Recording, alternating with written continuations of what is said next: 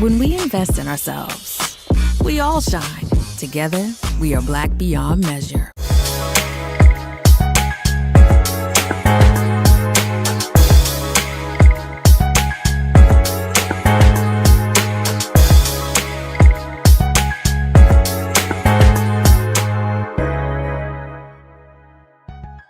I'm Deborah Owens, America's Wealth Coach, and it's time to get wealthy. You're going to learn exactly what you need to know to finally achieve the level of success that you deserve. Got wealth? I'm sure you've heard the statistics that Black Americans have 1/10 the wealth of their white counterparts. And you may even have heard the stories about how Black folks spend their or wear their wealth or have poor money habits. So we should just pull ourselves up from the bootstraps to achieve financial success. Well, here's what they don't want you to know about the wealth gap. The first thing is that actually public policy created the wealth gap. And then secondly, even when Blacks do acquire assets, they're taken or robbed from them. And then finally, if you are going to achieve the level of success and close your own personal wealth gap, you've got to learn how to turn your income into wealth. And that's why I'm so excited to have a conversation with our guest today. He has spent decades in the financial journalism area and now contributes to U.S. News and World Report in writing a column. But what I'm most excited about is his newest work, his book, which is Fixing the Racial Wealth Gap. Racism and discrimination put us here, but this is how we can fix the future. And I'm excited to welcome my friend Rodney Brooks to Get Wealthy. Thanks for coming on. Thank you for having me, Deborah. Well, let's talk about, first I want to say, you've spent all this time in personal finance, and now you're a fellow as well, which I didn't mention, with a think tank, Prosperity Now. Correct. What had you shift to focusing on the racial wealth gap? Well, when people have been telling me for years, I think including you, that I needed to write a book that was basically a personal finance guide for Black Americans. And during the pandemic, it made sense to combine it with the wealth gap. So basically, you can't talk about why we are as Black people where we are unless you talk about how we got here. And thus the wealth gap. So I dealt with in the first chapter basically a history of all the things that have been done to Black folks, from slavery to to Tulsa and more. Because we're taking it out of context if we just say our wealth, the wealth of a Black family is only 1/10 of a white family. So you have to have some history, and I think that as a financial planner, that you have to have that context because we have special problems and we have special needs. Special problems and special needs. Well, I alluded to that. I'm going to be honest with you. My good friend, Dr. Rocky Moore Cummings, really schooled me, because that's the work that she had done for many, many years on the wealth gap. I was like, well, if folks just learn how to invest, they'll be okay. She was like, oh, no. And it's systemic. And I think that's really what you are bringing our attention to, illuminating and aware and making us aware of, because you can't not change what you will not acknowledge, right? Like to the point that I was making earlier about, if we just pull ourselves up from our bootstraps, we will not that it isn't important, the whole financial literacy piece.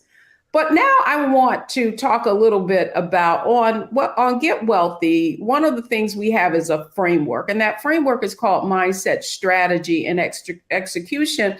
And it's really designed to give a roadmap of how you're going to address a specific challenge or situation. And so I want to look at it, the wealth gap from that framework. So I want to start with mindset. And so my question to you to begin with, Rodney, is in terms of mindset, what's the shift that needs to be made if we're actually going to change the wealth gap, make an impact? Well, one of the things is basically if any of these solutions is aimed at anyone, and some of them are policy solutions. If you don't have the right frame of mind and you don't have the right literacy skills, you're going to be right back where you were before. Okay, so and I'm sure you've seen the studies about the lottery winners, how a large percent of people who win the lottery end up bankrupt, and that's because they don't have the mindset and the skills. You have to know how to manage the money, and you have to know when to say no when your friends and relatives come and ask you for money. You have to know what's going to return an investment. Even educated people make bad decisions. Because I talked to a financial planner who told me about a black couple who were entrepreneurs, and they turned a profit, and the first thing they went out and did was bought a new Porsche for him and a new BMW for her, and paid cash. So it's not just uneducated, and it's not just low income people. We all need to be educated about what's going to be a return on our investment, and cars is not one of them. Yes, and what I would say to that point about mindset in terms of attitudes, beliefs, and behaviors individually, I do think that part of it is kind of that success blueprint that we were all given. I know I'm a boomer, you're a boomer, and it was, go to school, get a good job, earn an income. Hopefully you'll stay with a company that has a pension, and all will be right with the world. Well, we know that sort of safety net in terms of pension has been turned on its head, and you've been writing about that for years. Right. But I guess the point I want to make is that if we were to look at even when Black folks do get educated or know how to save, right, effectively, what they haven't learned how to do is to invest. You keep talking about return on investment. So I guess that the question I have is, we are very risk averse. At least that's what I've seen in the work that we do at Wealthy You. We are more interested in not losing, right, than we are growing our money. And so as it relates to mindset, what do you think can help people to make that shift so they are thinking about return on investments and not just saving? Well, one of the things I always say first is hire a financial advisor, a financial planner, a CFP, certified financial planner, because you need to. Okay, they serve many functions. I mean, and we both know there are rules. You need to interview them. You need to find somebody you're comfortable with, but one of the things they could do is talk you out of that mindset and say, okay, here are some investment alternatives that you may not have thought about. Mutual funds instead of insurance. I mean, that's one of my big pet peeves is Black folks are still buying those insurance products for investments for their children, and that's not the best form. So, and get them into safe, mutual funds and exchange traded funds, as opposed to individual stocks, which are riskier. Once you need somebody who can talk you down when the market goes down, like the recent bear market we've had. I've had friends call me up and say, should I, I'm worried now. Well, that's one of the things your advisor does. It's like, yeah, but to your point though, so I want to challenge that a little bit, Rodney, okay. because here's what I've seen is that part of the reason people are in some of these products are because of advisors, right? Like you and I know, and we can just be frank, you are you've done your study and done retirement planning. And what we're seeing, what I see is that a lot of people are put into these products with the kind of guise that this is a safe investment, that, whether it's insurance product or whole life or whatever. I mean, I think that's what you're alluding to. And it frustrates me too. And it was because they did go to someone and they didn't quite actually understand what they were getting themselves into. Well, that's part of it. If you don't understand it, don't get into it. But the other part is, we know there's a dozen different designations for a financial planner. You don't have any kind of degree to be called a financial planner, but you do have to pass a test to become a certified financial planner. And you can go to an insurance salesman and he or she will put you in a product and say, I'm a financial planner. And sometimes, an annuity is a good example, because an annuity is not a good idea for everyone. Okay. And I'm not anti-annuity. They make sense sometimes, but you have to understand what you're doing. And then if you're talking to a financial advisor or anyone, and you don't understand what they're putting you into, then that's a sign. Go to someone else. Go to someone who walks you through it and makes you understand what they're doing. I was talking to a couple who both of them had 401ks, and they had a relative who was basically telling them to pull the money out of both of their 401ks and put them in annuities. And I advised against it, but they did it anyway. At some point, right? And oftentimes, again, that really does go back to mindset and that belief. And I think often why people opt into that strategy is because they're telling them, oh, you can still get the market, but you can never lose your money. And it goes back to that whole mindset of being focused more on, I call it the income mindset or the fixed mindset, right? So when we come back, I want to get right into the second part of the framework, and that's strategy, right? So we talked about mindset. So what does our audience need to actually know in order to kind of navigate this, what can be a pretty complex financial marketplace? So don't go anywhere, folks. My conversation is with Rodney Brooks. We're talking about his new book around really fixing the racial wealth gap. Don't go anywhere. Next, it's strategy. We'll be right back. Attention! We're back, bigger and stronger than ever. Season 2 is reloading May 26th at 8 p.m. Eastern Time. What's up? Being a black man, we gotta stop letting this slide. With new hosts Let me tell you what damn time it is. and big celebrity surprises. Kiss my behind, it's Oprah Winfrey. Subscribe today at Truth Talks Live, Give black people what they need, and we'll show them for you. and don't miss out on all the upcoming viral moments. Simulcasting weeknights at 8 p.m. on Roland Martin Unfiltered and Black Star Network and Truth Talks Live. I'll see you there.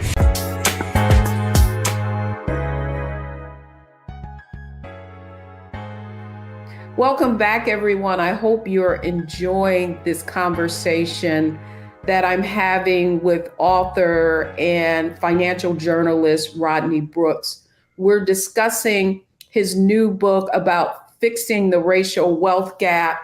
Rodney, thank you so much. That's why I love having conversations with you, because I know that we're going to have frank conversations, right? And I feel like that's what this audience needs to understand. And so now I want to talk about strategies, and certainly one of them that you brought up in our mindset segment was about dealing with a financial advisor.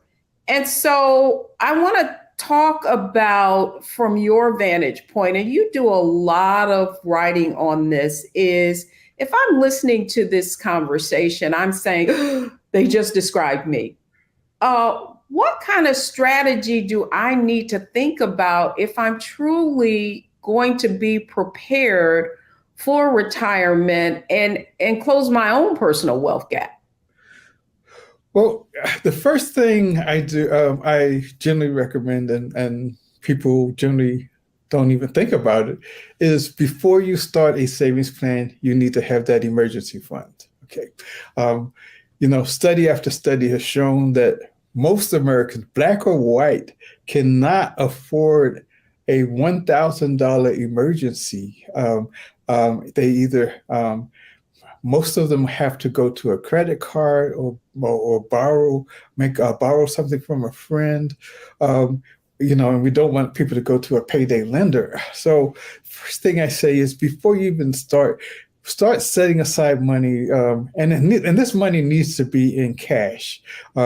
So this is, whereas we all recommend against bank savings accounts because they pay no interest, but you got to have it in cash, because if the furnace breaks down, if your car breaks down, if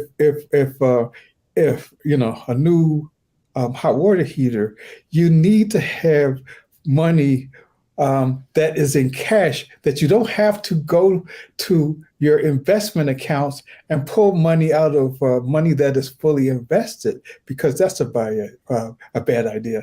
No, I mean, I love that, Rodney. An emergency fund is important, and so I really want to kind of go one step further and talk about not only that emergency fund, but debt, right? So I know there like personal finance experts who say you've got to pay off all your debt before you start investing. If someone, does, I think the first place to start really is just taking an accounting of where you stand, right? Like, looking at a financial statement, and so that and hey, yeah, all I want to say to our audience is just writing down everything you own and everything you owe.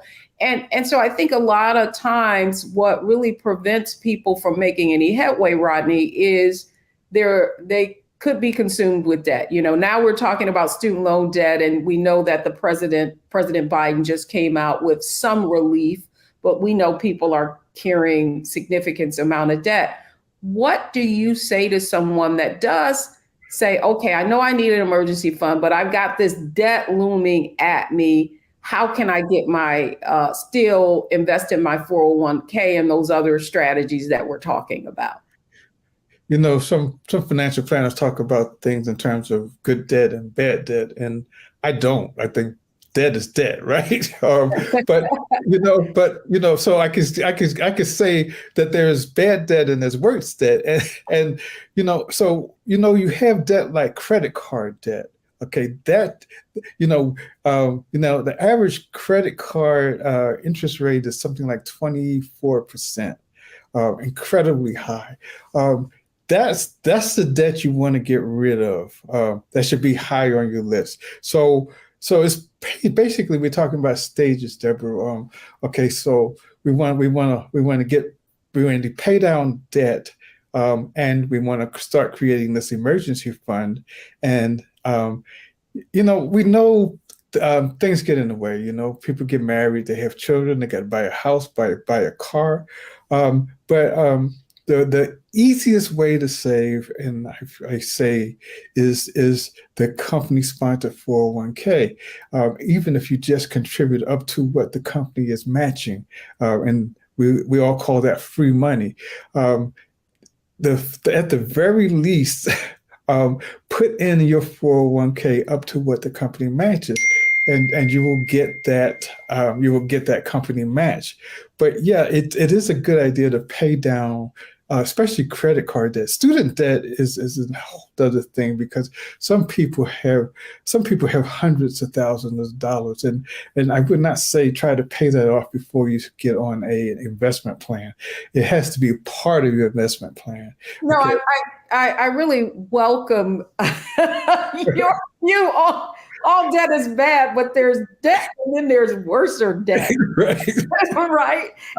And what I really like about how you just characterize that it is true. You know, we often talk about the rule of 72, take the interest rate and the return you're earning on your investment divided into 72.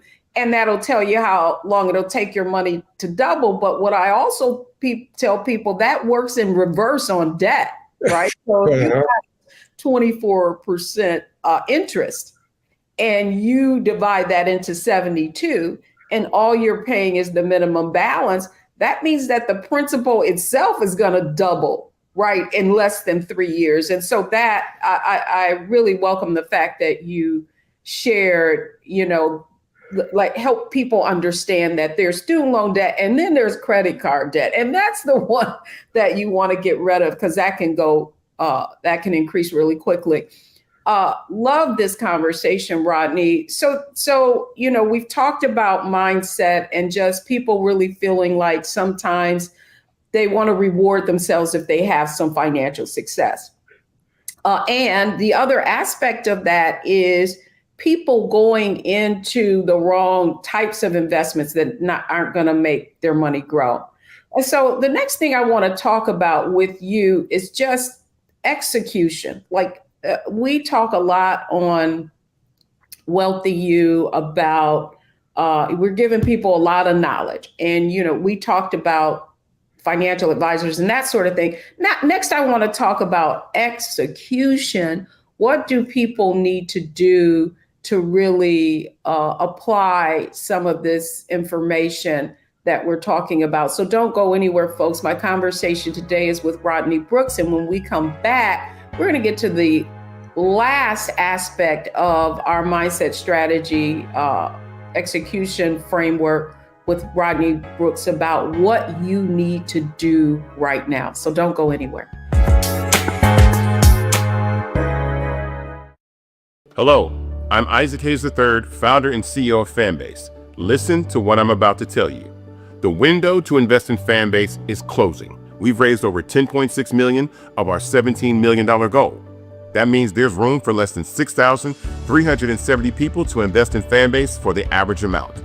The minimum to invest in Fanbase right now is $399. That makes you an owner in Fanbase today. Go to startengine.com/fanbase to invest. Why? Because current social apps have taken advantage of users for far too long, with content suppression, shadow banning, harmful racist content, and no real tools for monetization and equity. Fanbase has over 1.4 million users and counting, allowing anyone to reach all their following and monetize their content from day one. Social media is the new TV, and whoever owns the apps that distribute that content have the opportunity to own potential billion-dollar companies. While big platforms with uncertain futures are failing to serve their users, Fanbase is stepping up to fill the gap. Don't wait until it's too late.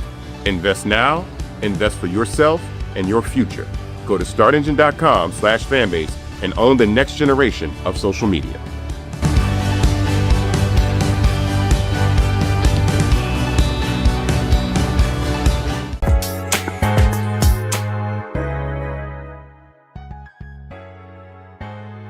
I'm Deborah Owens, host of Get Wealthy and also known as America's Wealth Coach. I hope you're enjoying this conversation. We're talking about the racial wealth gap and what we need to do in order to address it with our guest, Rodney Brooks, who's written a book on the topic.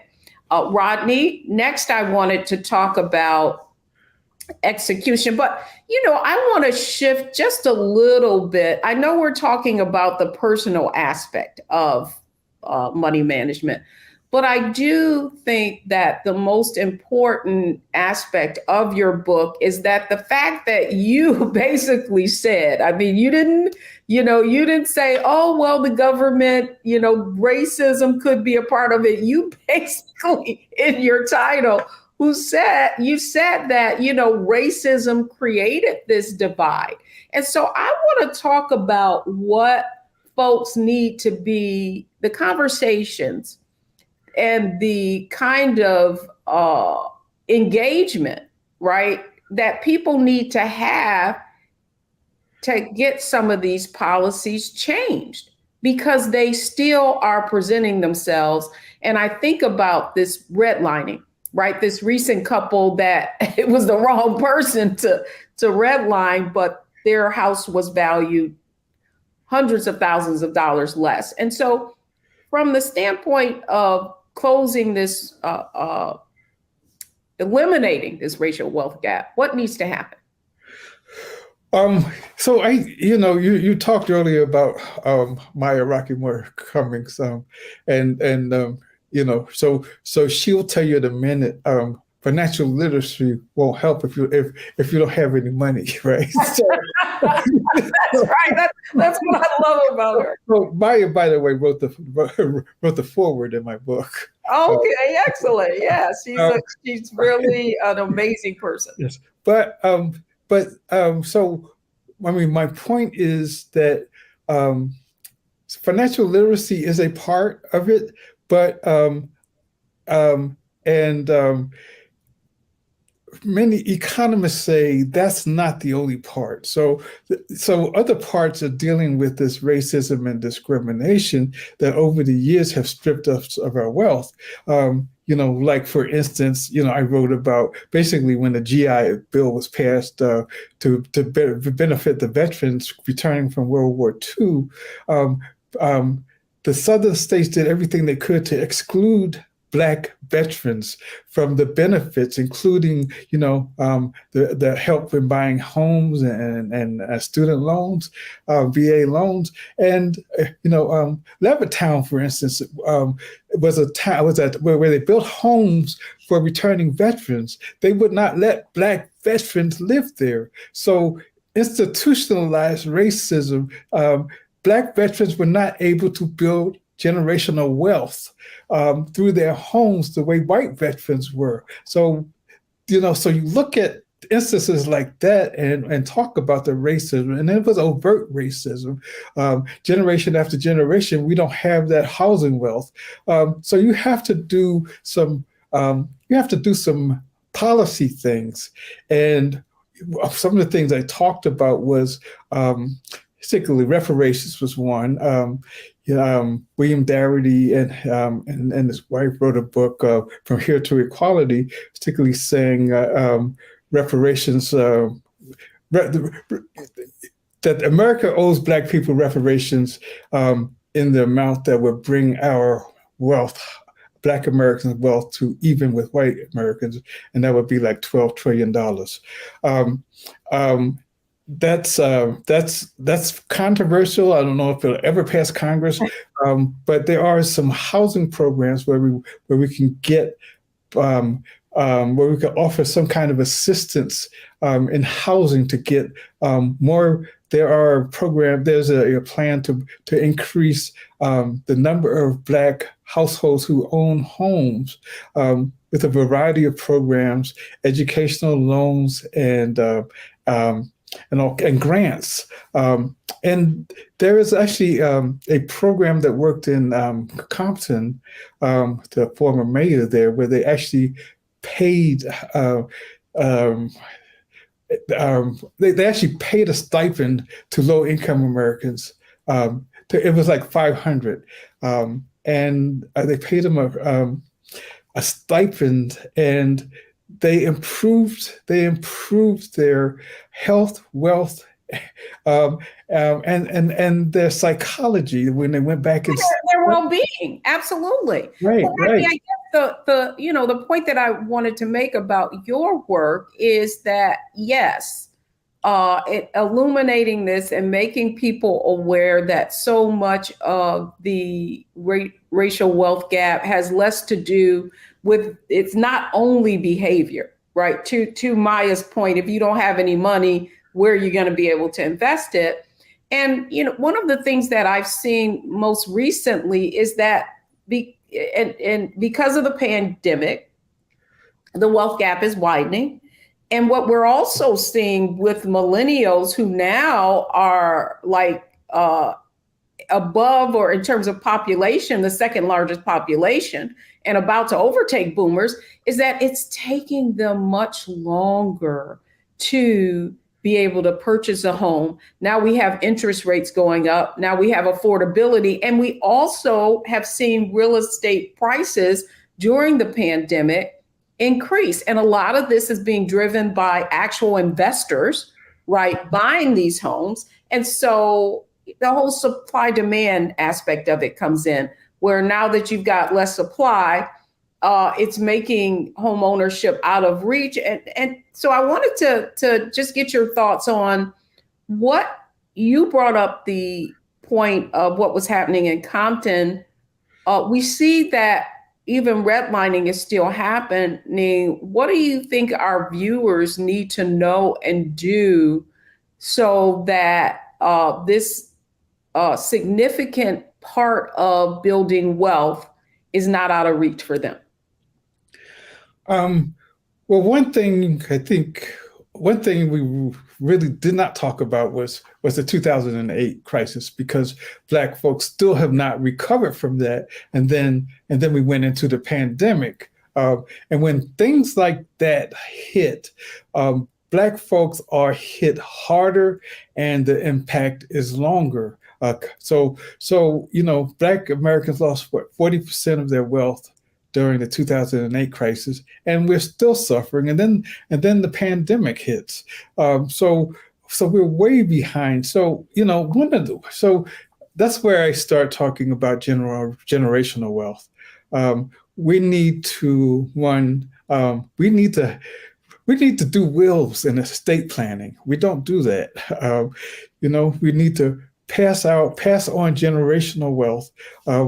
I talked to one financial planner who says we need to stop having just enough life insurance company to put ourselves in the ground. Basically, leaving life insurance to your heirs is a tax-free way, okay, to leave the money. No, and you know what, you bring up a very important point, and because I want to clarify this, because I don't want people to say, well, they just said don't buy life insurance, right? But to your point, you said, I'm not against life insurance, but I think this is a real opportunity to educate our audience, right? About in terms of when you buy something, buy it based on the goal that you're trying to achieve, right? So if you're investing and it is to build wealth, then you want to use investment vehicles like stocks and that sort of thing. If you want to leave an estate, then insurance, that is the whole purpose of it, right? And it has that other caveat, and that is one of the few investment that can pass to your heirs tax-free, because basically whoever you name on that beneficiary as the beneficiary, or if you have a trust and you name them, that money is goes to you, the check goes to you. There are no, distribution forms or anything like that come into play. So you bring up a very good point. So I notice in other cultures too, that they use estate planning as a tool. Like families will come together and they will actually pay the premiums for their parents, knowing that it's going to leave an estate. So is that the kind of strategy that you feel like could help to close this wealth gap? Yes, and I'm we need to differentiate between whole life and term life, and yes. In term life we're talking about or permanent, yes, right? Permanent versus why is it escaping exactly what it says? Term, right? Like whole life you have through your whole life, and whereas term you have to renew it. And sometimes when you do that, right, it could be higher. And so it is not permanent in that regard. Right. And for the thing about it, though, is that term life, though it is a certain term, you're not trying to combine an investment with an insurance product, which I think many people get confused about, and it's that keeps it simpler. So yeah, whether you do whole life or term life, have enough in life insurance to leave something to your heirs. And one other option I want people to think about is the 529 plan. This is basically to provide college tuition for your children or your grandchildren. And the 529 plan, they're operated by states, and they're different kinds, but basically it's sort of like an IRA. You put money in that's tax deferred, and your children or your grandchildren can use it for college education. So you're not trying to figure out, okay, am I gonna have to pull money out of my 401k to pay college tuition? If you plan it out with something like a 529 plan, that money can be paid for even for private school tuition. So that's a recent change too, right. which I thought was interesting, but I feel like that law really benefited high net worth individuals more so than it did, the average working American. And so your point in terms of strategy is that goes back to our earlier conversation around our students carrying much more debt, right? I think the average student loan debt for African Americans is about $33,000 versus $22,000 with our counterparts. And so I do want to ask your opinion, though, Rodney. I know it just came out, but what are your just kind of top line thoughts on the whole student loan debt and this program that has just been is going to be implemented by the Biden administration? Well, for some people, any kind of relief. I know people 50 who are still paying off college loans with incredible amounts of debt, like $75,000 and $100,000 that signed loans when they were 16, 18, and they're still suffering. So I think what Biden is doing is going to be helpful, but for people who have an enormous amount of student debt, there has to be some other alternatives, because some of this debt was these young kids signed up for loans that were charging 15% interest. Okay, if you wonder how it blew up like that. Yeah. And I mean, and a lot of that was private loans. And what we do know is, going back to public policy, right? Some changes in privatizing student loans really, we are in a capitalistic society. Really, what it did, it was almost predatory lending. We do know that the Biden administration also basically wiped out a lot of debt for some of those vocational schools and schools that were basically degree mills, right? That had all these egregious interest rates, and people would get out and basically not get a return on investment. And many of those were black folks, by the way. What's that? Many of those were black folks who got degrees, who spent tuition at those schools. Many were Black Americans. Yes, and so I guess when we come back, it's our analyze, optimize, maximize segment, Rodney, and that's where I like to kind of buttonhole everything that we've talked about today, so that people can walk away from the program and say, okay, based on the conversation that they had today, this is maybe what I need to do next. So don't go anywhere, folks. It's our Analyze, Optimize, Maximize segment coming up next.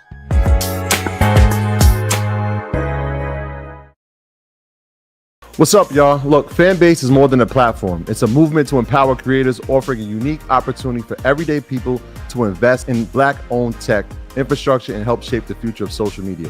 Investing in technology is essential for creating long-term wealth and influence in the digital age. The Black community must not only consume tech, we must own it. Discover how equity crowdfunding can serve as a powerful tool for funding Black businesses, allowing entrepreneurs to raise capital directly through their community through the Jobs Act.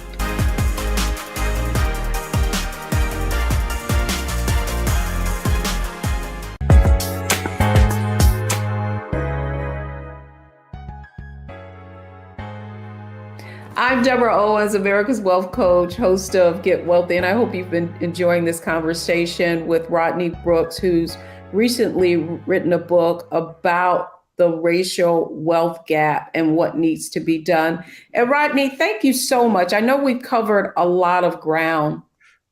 And now what I want to do for our audience, I think what happens is you listen to all of the obstacles and the challenges that have prevented Black folks from achieving a certain amount of financial independence and which allows them to create generational wealth.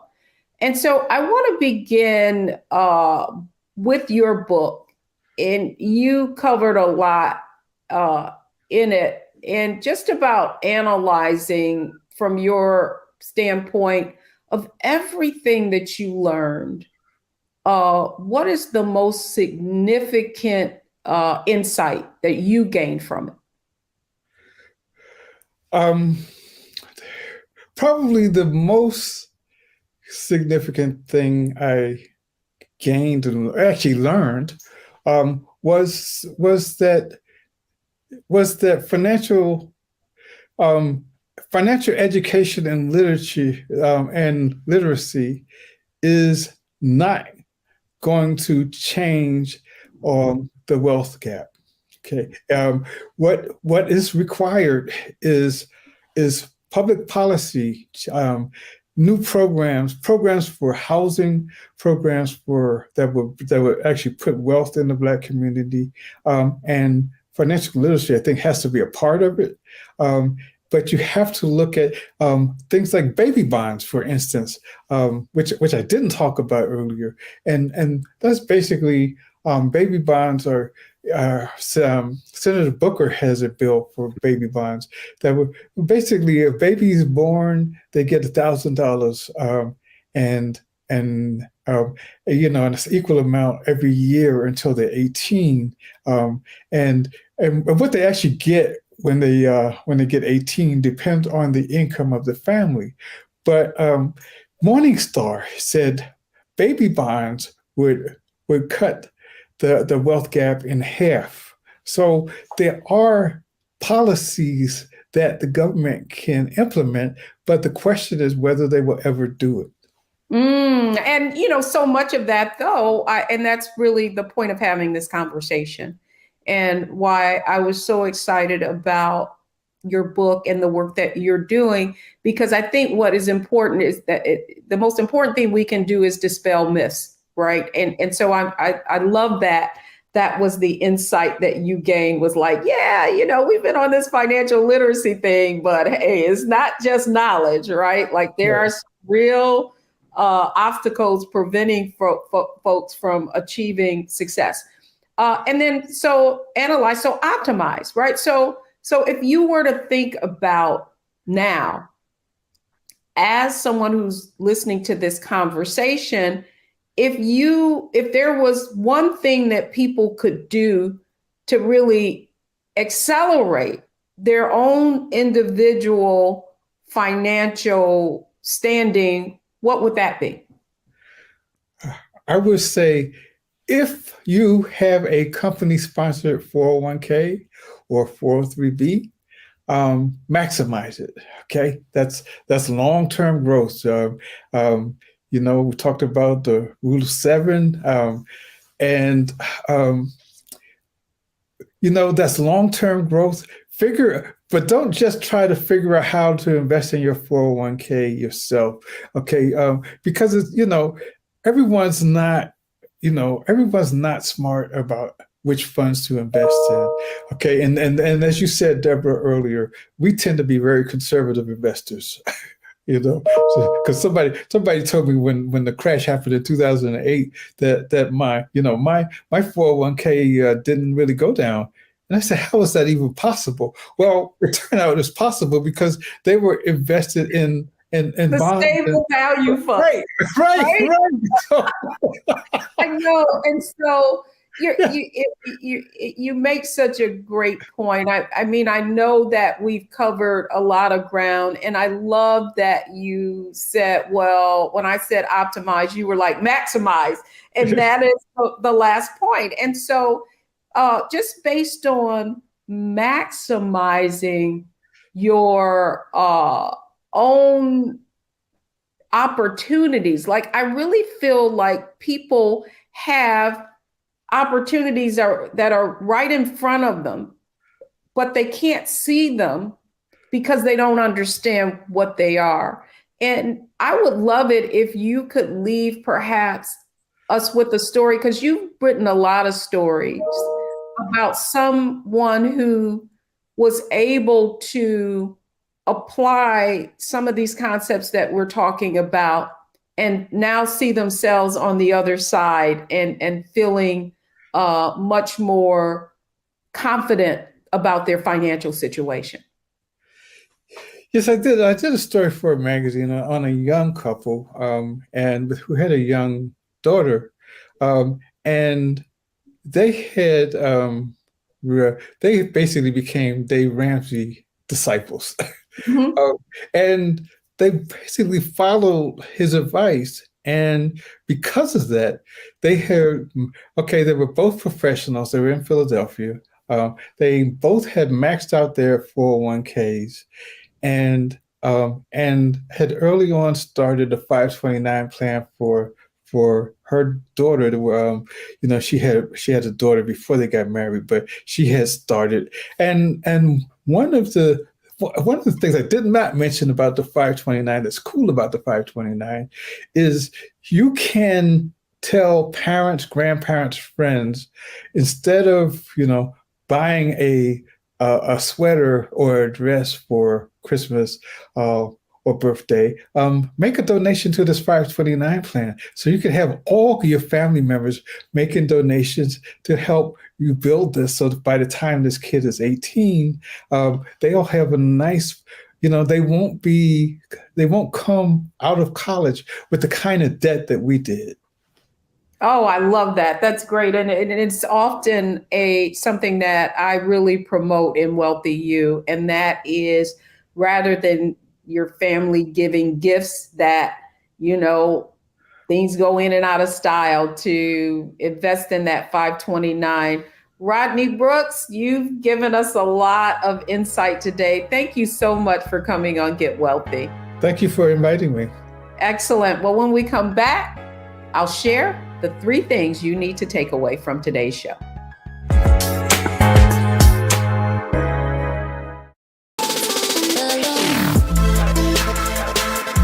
Hey y'all, welcome to The Other Side of Change, only on the Black Star Network and hosted by myself, Bria Baker, and my good sis, Jamira Burley. We are just 2 millennial women tackling everything at the intersection of politics, gender, and pop culture. And we don't just settle for commentary. This is about solution-driven dialogue to get us to the world as it could be and not just as it is. Watch us on the Black Star Network, so tune in to The Other Side of Change.